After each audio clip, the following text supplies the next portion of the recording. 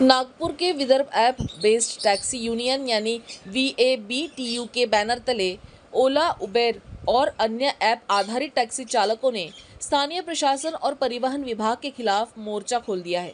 Union ने लोकशाही दिन 14 जुलाई 2025 के अवसर पर एक ज्ञापन सौंपते हुए स्पष्ट चेतावनी दी कि यदि उनकी वर्षों पुरानी मांगें पूरी नहीं की गई तो वे अपनी गाड़ियों की चाबियां अधिकारियों को सौंप देंगे। यूनियन का आरोप है कि कंपनियों की मनमानी और प्रशासन की निष्क्रियता के कारण टैक्सी चालकों को भारी आर्थिक व मानसिक नुकसान हो रहा है। उन्होंने ज्ञापन में प्रमुख रूप से 6 मांगे रखी है। स्थानीय प्रशासन को निर्देश दिए जाएं कि वे चालकों की शिकायतों का त्वरित समाधान करे। 0% कमीशन के नाम पर जबरन लागू की गई मोबाइल रिचार्ज व्यवस्था को समाप्त किया जाए और पारदर्शी बुकिंग प्रणाली लागू की जाए। खटुआ समिति द्वारा तय किए गए पिकअप दूरी के आधार पर भाड़े का निर्धारण लागू किया जाए। एग्रीगेटर गाइडलाइंस 2020 और 2025 के अनुसार कंपनियों को स्थानीय स्तर पर ऑफिस और अधिकृत अधिकारी रखने का निर्देश दिया जाए। दीपक साने, नागपूर। आम्ही ओला, उबर, रॅपिडो ड्रायव्हर चालक आहोत। आमच्या मागच्या 10 वर्षापासून इतका छळ होतो आहे, असह्य छळ झालेला आहे। म्हणजे आता अतिशयोक्ती झालेली आहे आणि त्यामुळे नाईलाजाच तो आम्हाला रस्त्यावर उतरावं लागलेला आहे। आम्हाला दर मिळत नाही आहे। जे हे लोक सांगतात, प्रशासन सांगतात की सरकार खूप मोठे सांगते की ॲग्रिगेटर गाईडलाईन्सचं पालन करावं। ॲग्रिगेटर गाईडलाईन्सच्या प्रमाणे आम्हाला एक तीळ मात्र काहीही मिळत नाही आहे। दर तर कुठेच मिळत नाही। 8 रुपये, 9 रुपये, 10 रुपये, 11 रुपये रेट मिळतो आहे। ऑटोवाल्याला 18 रुपये फिक्स रेट आहेत। ऑटो रिक्षाला 18 रुपये फिक्स रेट आहेत आणि आम्हाला 8 रुपये, 9 रुपये, 10 रुपये आहे। एक हा विषय झाला। आता यांनी नुकतीच इंट्रोड्यूस केलेली आहे 0% कमिशन। हे अगोदर 20% कमिशन घ्यायचे, आता यांनी 0% कमिशनच्या नावाखाली काय केलं, रिचार्ज सिस्टम आणलेली आहे। मोबाईल रिचार्ज जसं आपण करतो, जे अगोदर मोबाईल रिचार्ज कर तेव्हाच आपण बोलू शकतो ना, आता रिचार्ज केल्याशिवाय आम्हाला बुकिंग येणार नाही।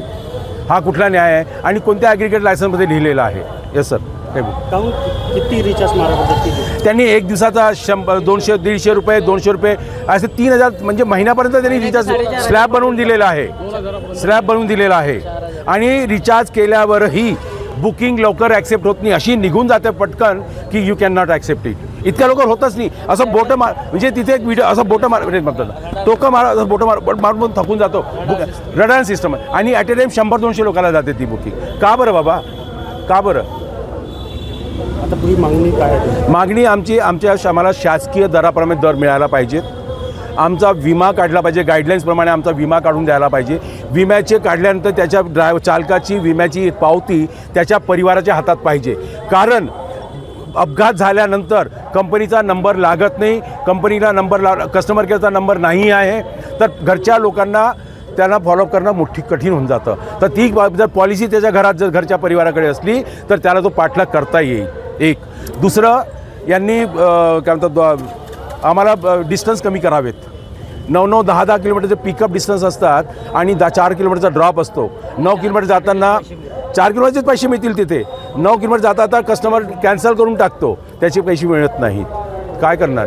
नागपूरमध्ये ऑफिस नाही आहे त्यांचं। नागपूरमध्ये फक्त उबरवाल्याने ठेवलं। उबरचा जो अधिकारी आहे तो म्हणतो मैं कुछ नहीं कर सकता। त्याला जर म्हटलं की भैया तेरे ऊपर सुपेरियर का मेल ID नंबर दे, बोले मैं नहीं दे सकता। उबरची इथे एक मॅडम आहे, राधा नाव आहे तिचं, तिचा नंबर माझ्याकडे आहे। आता RTOने एक मीटिंग ठेवली ती। ओला तर रंगदार म्हणून तो आलाच नाही, ओलाचं कोणीच नाही आलं। उबरची ते मॅडम आली, ती म्हणते बाय लॉज इन लॉज सांगत होती पूर्ण मीटिंगमध्ये, हे करा ते, हो आम्ही बघतो। काहीही केलं नाही। तिला फोन केला,